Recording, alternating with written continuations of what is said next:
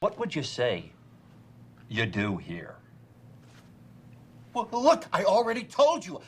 I deal with the goddamn customers so the engineers don't have to. I have people skills. I am good at dealing with people. Can't you understand that? What the hell is wrong with you people? Hey guys, I'm Randy Unger, and this is a special edition of Under the Radar, where we talk all things film and sometimes TV. And with me today, I have celebrated actor, Mr. Richard Riehle. Richard, hello, welcome. Well, thank you. Thanks. Great to be here. Yes, it's very exciting. You are currently promoting the new horror thriller film, Digging to Death. And I saw it last night. It's very interesting, very weird, but yeah. So I was just curious, how did you get involved with this film? That's a good question. A lot of times I don't know precisely.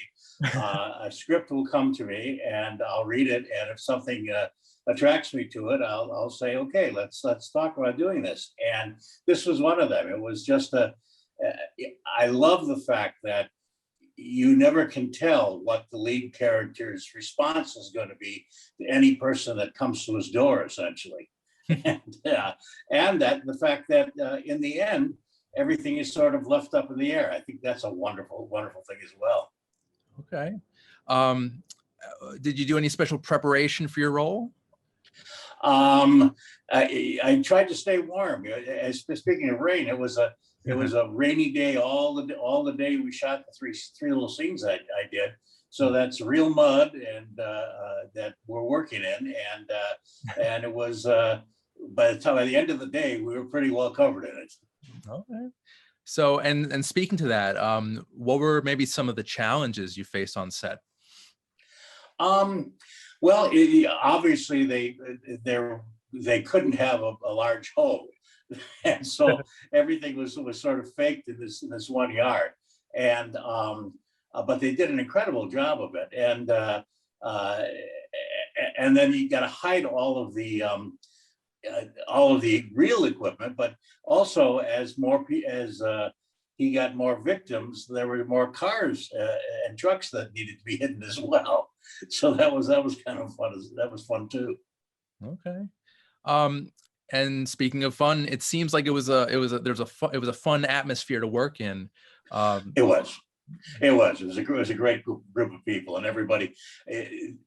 I find that this is often the case on a horror film, that when you're dealing with kind of gruesome and grotesque things, that when they call cut in a scene, that everybody sort of in order to relax, it gets, the humor kind of builds up, and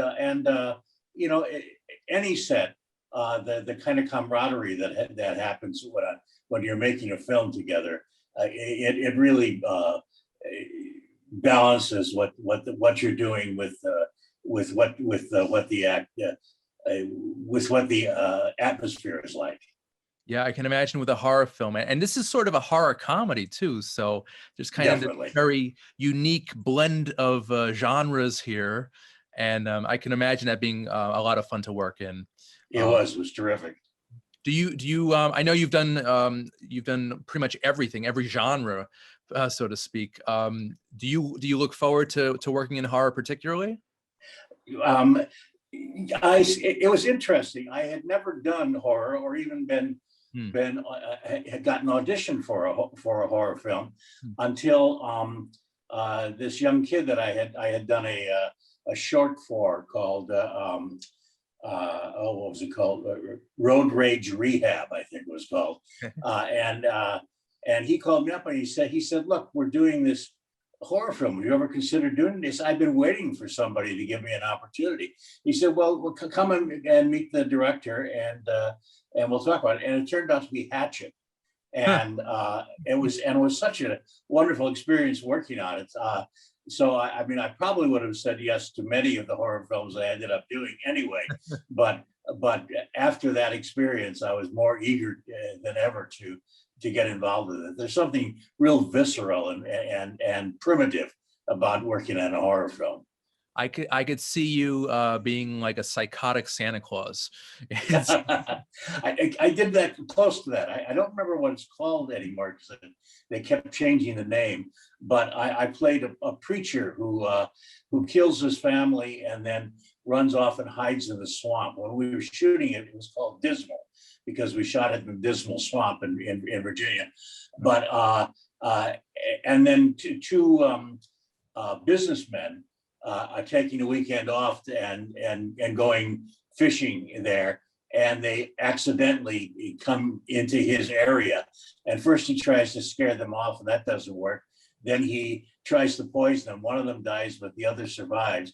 And so he takes him hostage, and then he's waiting for word from God to tell him what he should do with him. And eventually he wraps him up in a sleeping bag and dumps him in the swamp.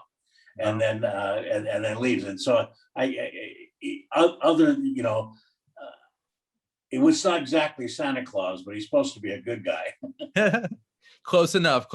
And that sounds like a good one. Dismal, is it? Yeah, I wish I could tell you what the title is now. Like I said, they kept changing it until I lost track eventually. And I believe they changed the title. This was originally What's Buried in the Backyard, I believe. I think so, yes. Okay, interesting. That seems to happen a lot. Yeah. Okay. What do you hope audiences take away from Digging to Death? I hope they have a good time, and I think they will. But also, it's the frustration of the main character. He's going through a divorce, and he's moving into a new house, and he just wants to get things settled because he has a deadline that he has to deal with at work, and nothing works out for him. And it gets crazier and crazier, and he just wants to get to the end and deal with the strangeness that seems to be happening to him. And he finds something that he thinks is going to be good for him, and it turns out to be the worst of everything. Yeah, it's like I said earlier, it's a blend of two genres, horror and comedy, and when you get that blend right, then you really have something special. I see a serious cult following for this film. Oh, I definitely think so. Yeah, I think Mike and Ford, you put together a wonderful symbiotic relationship, the director and the lead actor. They really figured out a way to make it work. My only complaint, I wish I saw more of you. Oh, well, thank you. I appreciate that. Yeah. But unfortunately, there's too many people that need to be dealt with, and so having me hang around too much longer would not work. A good friend of mine, Ken Campbell, plays his ex co-worker that also gets dealt with, and in a much more gory way than I do, although you don't see much of it. And it was the same way. I mean, obviously he could have gone longer, but they needed to deal with him so they could deal with the next person. Gotcha. Yeah. That's great. So, like I said, you have an illustrious career. You've done pretty much every genre there is, which is amazing. You've been around for a few decades, and oh yeah. And actually, you were in one of my favorite comedies of all time, 1999's Office Space. Oh my gosh. I'm sure you get stopped on the street a bit for that, or still surprisingly, it keeps regenerating. People that work in offices often refer to it, and if the new person working in the office doesn't recognize the quote, they'll have a screening of it. I've heard of that several times. And it was a wonderful experience working out. We had, I think, 30 days in Austin to shoot it, and just a terrific group of people, led by Mike, who was the host, non-Burrell. And you were so funny in that. What was your audition process like? How'd you get the role? Well, it was interesting. Mike took a long time casting it. I went in 3 times. The first time I went in, he had me read both for the psychiatrist and for Tom, and and then the second 2 times I was just reading for Tom, and and then when he had finally put the cast he wanted together, and I think a big part of it for him was people that would enjoy spending time together, and that he would enjoy spend time with, as well as the best actor for the role. And he contacted everybody and said, "Look, we're going to go to Austin. It's my hometown. We're not going to have a lot of suits looking over our shoulders, but we're going to work hard and we're going to play hard. And I'll take you to the best places to eat in town. I'll take you to the clubs where my band used to play, and we'll have a great time." And we did. It was 30 days of just a treat. Oh my God, I wish I could have been there for that. Yeah. I was about 14 at the time, and I went to see it with my mom, and it was just such a great. It's just such a funny movie. It was so fresh and original and different at the Oh, time. completely. And, oh, that's And there's a lot of it, that it came from Mike's background, but you see a sort of a different side of it, but the same thing in the series that he's been doing. He did that when coming out of college, so he knows exactly what all that's about.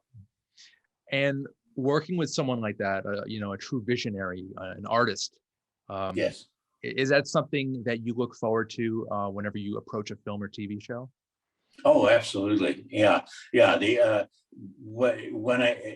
when I get a script, the first thing is I read the whole script. I want to see what the story is and what they're trying to do with the script.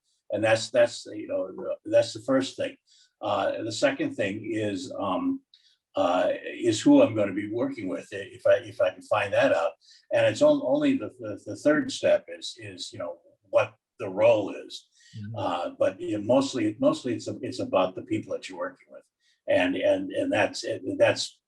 I've been really fortunate to work with some just amazing people.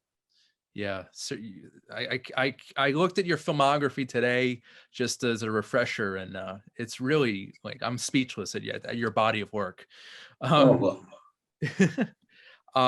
You were also in one of my other favorite comedies, The Odd Couple 2.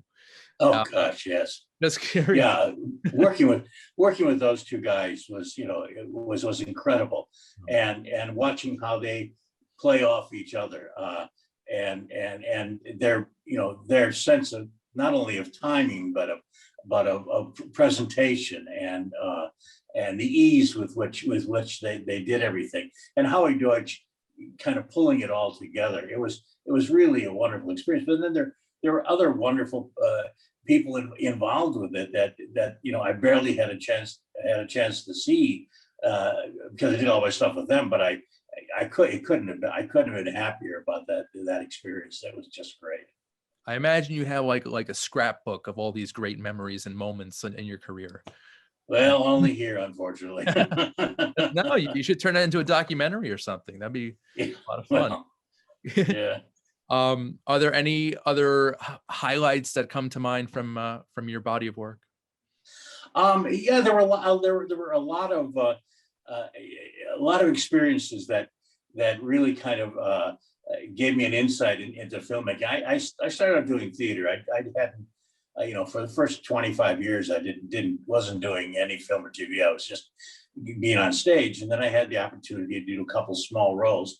And one of the first ones I did was a non-named character and double for Richard Jordan and Rooster Cogburn and the Lady. Uh-huh. And just watching, Wayne and Hepburn and Richard and Anthony Zerbe and then put that film together up in Grants Pass, Oregon. It was my eyes were just huge every second of that experience.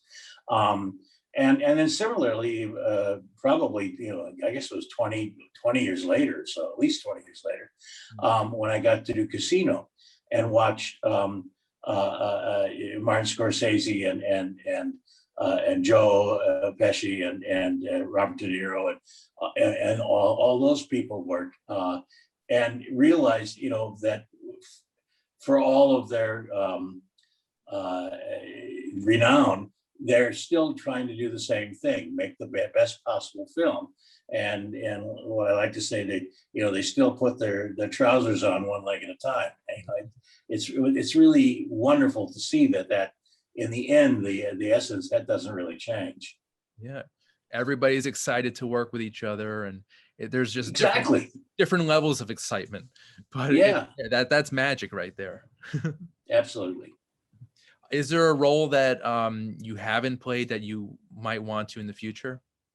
The next one, you never know. I mean, I had an audition this morning for a Netflix series, and I would love to do it, but and it's an exciting role, but it's if it happens, that would be great. It'd be something that I'd never have really done before, playing sort of a sleazy lawyer for a big corporation that eventually gets his comeuppance, and but not quite in that sense. I mean, I've played plenty of sleazy lawyers, but but it's it's dealing with a real subject, and so that would be exciting. It's hard to tell because you never know what roles are out there, and all of a sudden you hear about one, or you see one, or you read a script, and you go,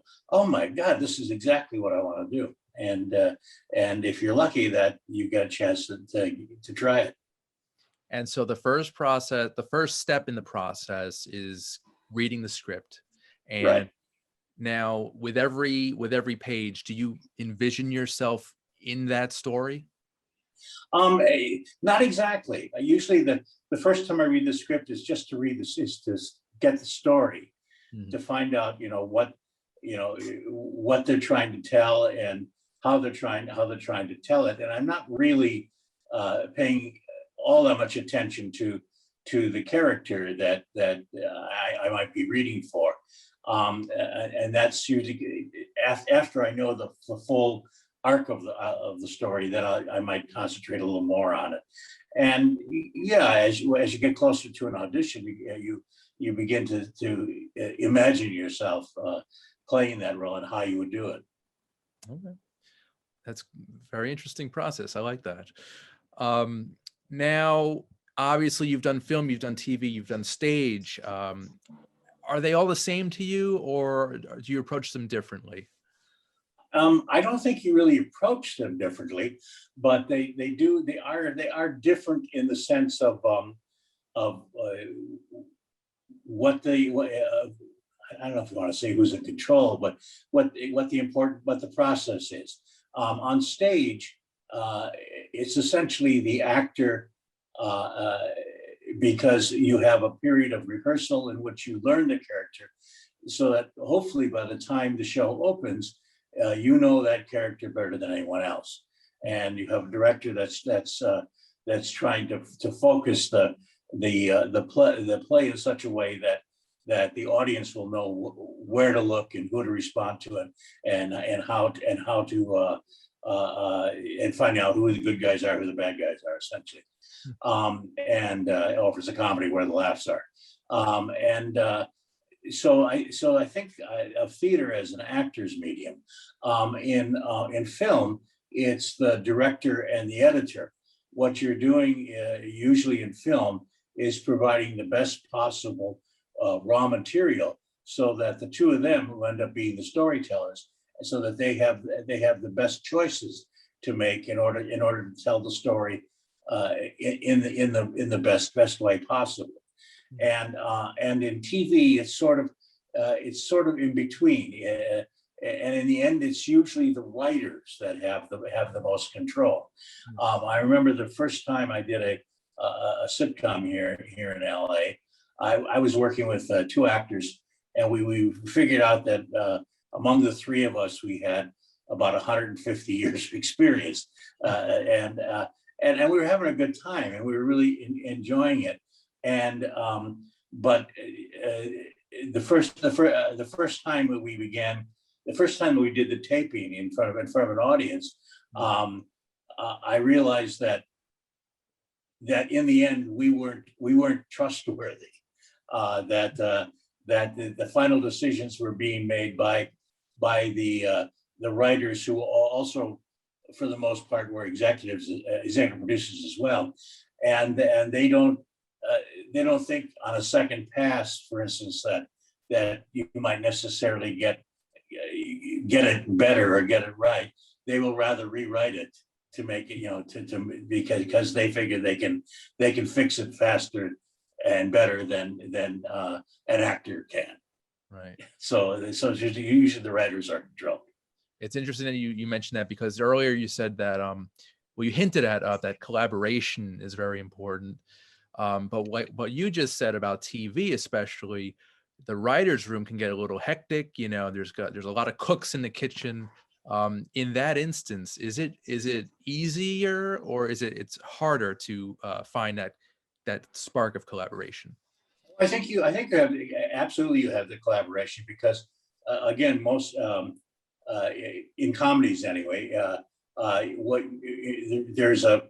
they write the first pass, the first draft, and you read that at a table read on the first day of rehearsal, and then that big hunks of that are going to change by the second day, and you're kind of ready for it, but you're trying to figure out your way through it, and often you'll do sort of an easy rehearsal through the material that you have. Again, knowing that later that night or first thing in the morning you'll have a very different script to deal with, and then each day you feel how the writers are focusing in on getting what they want. Now you may not have contact with them for these first 2 or 3 days, but then when you begin doing camera rehearsal and certainly on the day when you're shooting it, they're there, and they're usually, in the best circumstances, they're usually very accessible, and they really, if you have a question, they're more than happy to respond to it, because that's their bread and butter as well. You just happen to be the face and the mouth that's saying their words. Right. I like to hear that. That's great. And now, on a more of a serious note, obviously we're still in a pandemic where things are opening up, thankfully. What was it been like for you as an actor, as an artist, during the pandemic? What was your process like then? Well, it's been difficult. In February of 2020, I did my last job, essentially, and didn't work again until last Sunday. Wow. And I know some things we're shooting. I have a friend that is an executive on Station 19, and they shot 18 episodes in the course of it. But it's been really hard. I had a work that I was supposed to do in March that got postponed, and as far as I know, it's still on the postpone. I mean, we haven't done it, but I haven't heard any more about it. I have I think 5 scripts here that I keep working on, hoping that and I keep hearing that, we're looking toward a July start date. We're looking toward a September start date, and I'm hoping that eventually things will open up. In California, they're talking about opening the state on the 15th of June.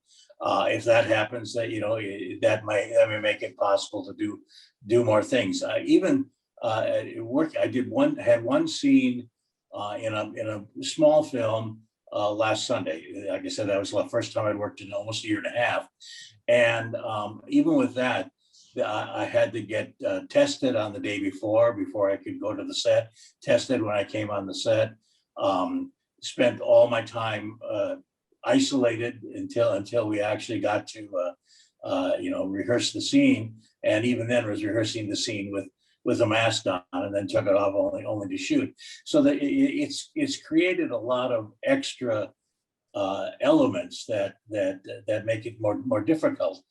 But they're getting through it. Everybody's getting through it somehow, and like I say, everybody seems to be hoping that by the end of the summer things will have geared up to the point where we can go back to work on a more regular basis. I really hope so. We need it. Yeah. We need entertainment. We need the arts back in our lives. Definitely. Yeah. Last question. So I'm curious. You're an actor's actor, and I'm curious. What are some words of wisdom you have for people just breaking into the industry?